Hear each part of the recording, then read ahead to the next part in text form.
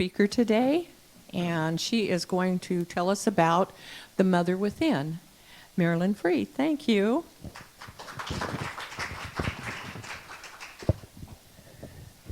Good morning. I didn't get to say good morning before, and I have to comment on that hymn first because it's one of my favorite hymns. And as I was preparing for this talk, there's a poem that I've been reading since I was in my early 20s, and I thought about using it in the talk today, and I didn't write it down, so I don't have it. But basically, it's the circle of love, and what it expresses is that that he, with the other, whoever that may be, drew a circle around himself to keep us out. But love and I had the wit to win, and we drew a circle to draw him in. And to me, that's what that's saying, and that is what a mother's love, a parent's love, the divine love that comes to each and every one of us is. So as I was thinking about Mother's Day, I thought, well, we all know that some of us haven't known maybe the best mothers, or fathers for that matter, or some of us haven't necessarily had that in our upcoming. But as I alluded to in the meditation, at some point in our lives, whether it be a teacher, a friend, someone in our lives expressed that love to us, that kind of love. And as I was thinking about it, it's not necessarily the same person all the time. It can be a different person at different stages of our lives. So I was thinking about that, and as I was thinking about that, I was thinking about the fact that all of us have, at some point in our lives, also shared that love and been that person to someone else. So each and every one of us has that within us. Now, as I was thinking about Mother's Day, first thing I said is I'm going to be doing a talk on Mother's Day, and someone said to me, oh, it's just a Hallmark card made, and it's become just a commercial thing now, and it's just, there's nothing to it. And it's like, no, that's not really true. So my curiosity, as you know, often takes me online, and I looked online to see about Mother's Day. And if they take a moment and look at that, it goes back to the Greeks and the Romans. It goes back that far. It was celebrated in different ways, just as mothers are different, but it was celebrated that long ago. Here in this country, it started it dates back to the late 19th century, and which was before the Civil War. And I'll get her name right here. Anne Reeves Jarvis started a mother's club in West Virginia, and what they did was they got together to teach women how to be good mothers, and that was one of the ways that it started. But then here's what I thought was interesting, that the Mother's Day clubs merged into clubs later after the Civil War. Again, it was in West Virginia, in an area where they were still kind of reeling from the Civil War, and people from both sides of the war were living in the community. So the mothers came together to try to bring peace within those two factions. Do you think we could maybe use that today? So I thought it's really interesting that people's minds just go to the commercial part, and yet there is so much more. So as we all know, some of us here have birthed children, some of us haven't, some of us have been mothers emotionally for people, some of us, one aunt was one of my person that contributed to me, that she was always there for me. But we all know it's a challenging job. It starts with the little ones, and it's tiring. We lose our sleep. We get cranky. It starts from very young all the way up to I don't think it ever stops. Once you're a mother, you're always a mother. And once you're a mother to your own children, you're also a mother to other children. And so it's something that it's part of being, as I looked at this, it's really part of being a good human being. So it doesn't matter about our if we're male or female, if we're young or old, we have this ability within us. So I thought, well, let's look at what some of the qualities are.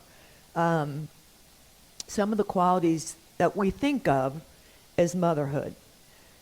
These qualities that all of us have within us, and that one of the things that we do here is we try to nurture and love each other and bring out the best of each of us. And when we fail, we support each other. And that's one of the things about motherhood. So, a few of the qualities, I'll just go over some of them, are being patient and respectful, humble and empathic and supportive, loving and kind, forgiving, giving folks the benefit of the doubt. That's a big one to me. So those are a few of them. So let's open up a couple of them and talk about being patient and respectful. We need to be patient and respectful of all of God's children. And that is a challenge sometimes, to be patient and respectful, especially when it's the other, the person that has different ideas or different maybe desires than we do. But to be patient and respectful and listen, that's one of the qualities of motherhood. We need to learn to listen. It's one thing we don't learn growing up. We listen, and I think it gets worse as we get older, because we listen to respond, not to hear what the other person is saying. And so one of the qualities of motherhood is to learn to listen, to hear. And isn't this interesting as we think of mothers as having the wisdom and teaching us, and as we raise young children, we gain this ability. We don't necessarily come into the world with it. It's within us, but we have to nourish it, and so it grows. And so we learn to listen and be respectful. We learn to accept other people's behavior, even if it was not the thing that we would have done in the situation. Or maybe it's not something that we like to do. I mean, my youngest daughter, I almost said my middle daughter, because I think of her like she's in the middle. My grandchild comes along behind, but she loves to run. And at one point, she really wanted me to run with her. And that just wasn't me. Why would I do that? But I respected her and I encouraged her. And it's a gift that she has learned how to give herself over the years. It's been something that she feels that is loving herself. And we all have to learn how to do that too. We have to respect the uniqueness of other beings. We might disagree with others, but that is not a reason to disrespect them. And I think in our world today, we have forgotten that. If someone is on the other side of what we're thinking, it's become okay to be disrespectful of them, to call them names, and to not treat them well. And I feel that that's one of the divine things that we need to begin to do again in our world. And we each have the opportunity to do that in our everyday life, is to just respect other people. You know, I've shared with you before, one of my practices is when I'm out in the world, and I was out shopping, I guess, on Friday, and I could tell the cashier was really tired. It was a busy day, and it's, again, whenever we have these commercial holidays, it's the last minute. Everybody has to run and buy a gift, and and, she was hassled. And I just spoke to her. And I could just, as I connected with her, I could just see her relax a little bit. And when I left, she said to me, Happy Mother's Day. So it's just a thing. And I said, yes, and to you too. I have no idea if she has children or not. But Happy Mother's Day is a happy day for each one of us, and to participate in the joy that this is. We need to be humble when we're parents. We need to accept other people's behavior. One of the things about, again, with young children, what other job in this world do we have that we get tinkled on and spit up on, and we just say, that's just wonderful. That's what motherhood is for young children. But as children grow and become adults, and this made me think about sometimes how I treat my adult children, because we just forget about doing that, about accepting what they do and who they are. And they're different from what we thought that they were going to be, maybe. Maybe they make choices that we wouldn't make, but we still owe them respect. I think when they're little, I remember more with my grandchild than my young children, because like most, when I had young children, I was like sometimes off in space because we're sleep deprived and our hormones are changing, our emotions are everything. But I remembered that one of the first things my daughter taught my granddaughter was a little bit of the hand signals, and she taught her how to say please and thank you. She was probably 6 or 7 months old, and she learned how to say please and thank you. So that's part to me of humility, of saying please and thank you, and remembering that these gifts are freely given, and these gifts are things that we like to appreciate.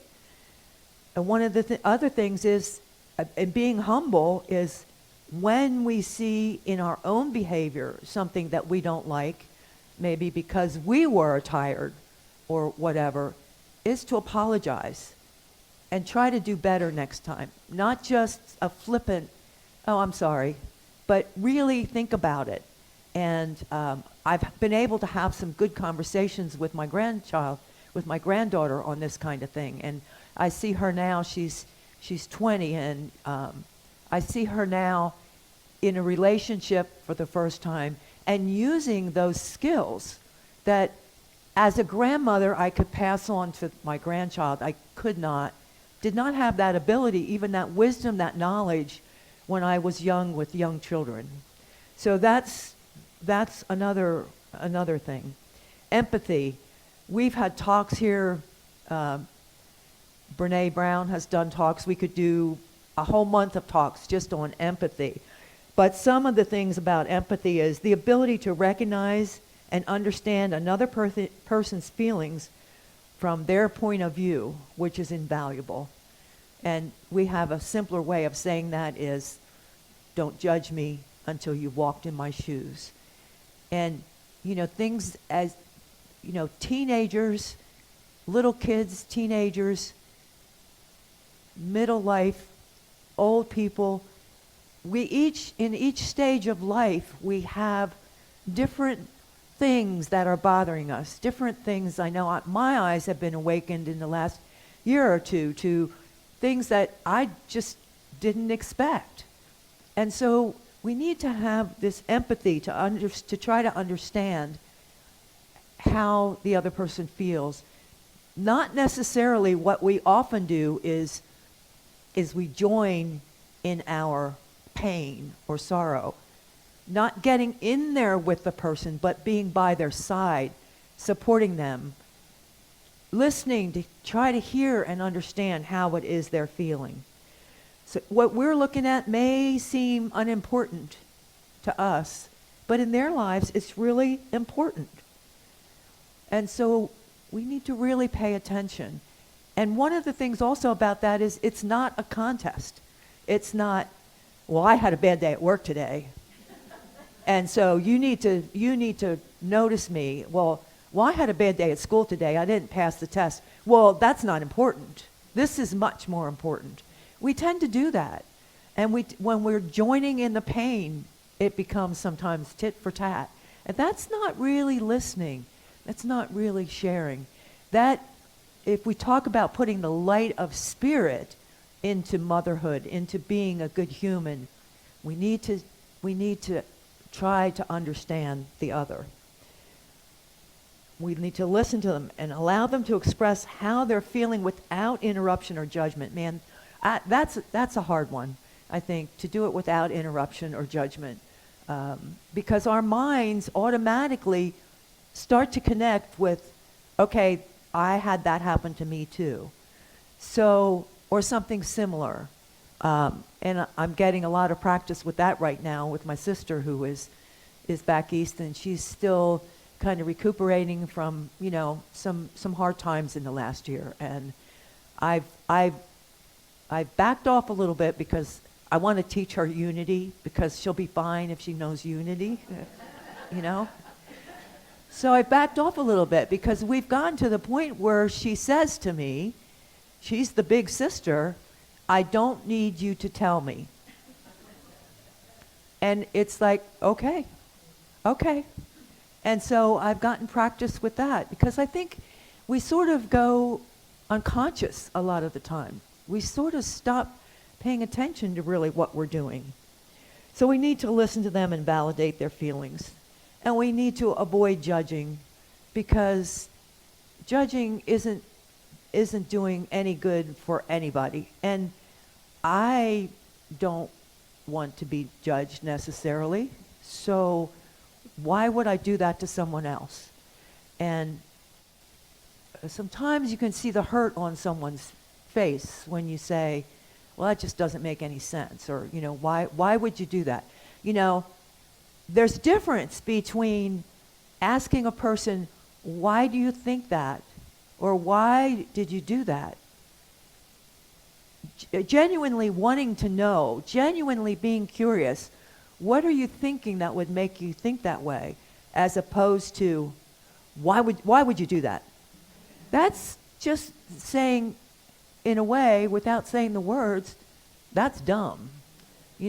So genuinely being curious and also giving the other person the benefit of the doubt. The benefit of the doubt. I mean, I know, I went to a workshop on Friday morning on meditation, and it was talked about how our minds, meditation the goal is to have that silence within our minds. But people think, to meditate you have to be totally quiet.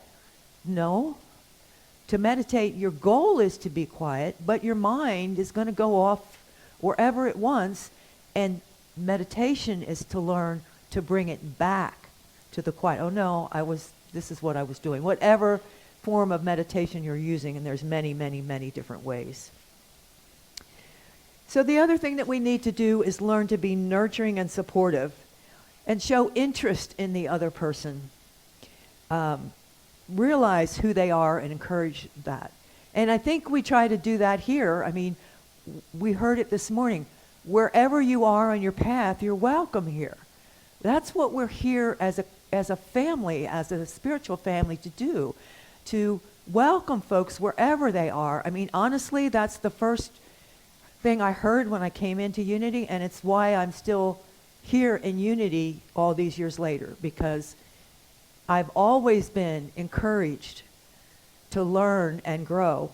And so nurturing is feeling that I'm accepted as I am. I'm accepted in the good, the bad, and the ugly. In our culture, we don't ever want to be wrong. That's part of the humility, and it's part of being a parent. It's like, I have to be a parent. I'm this age. I gave birth to this child, or I adopted this child, so I know. Well, we don't know. We have to just learn. And so nurturing, is providing them with emotional nurturing, supporting them, and also providing them with warmth and clothing and food to the best of our ability. It doesn't have to be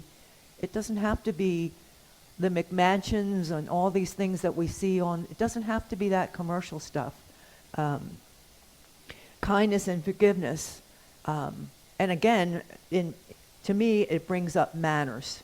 Manners that somehow or other I feel have fallen by the wayside. We don't say please and thank you anymore. We don't smile. We don't connect with people with our eyes anymore. Sometimes you don't have to say anything. Just to look into someone's eye and have them feel that you notice them and that it's okay, that you're okay, that I can experience you, that we experience the same thing. That's part of unconditional love. Unconditional love is, we talk about that, and it is a gift that we give freely.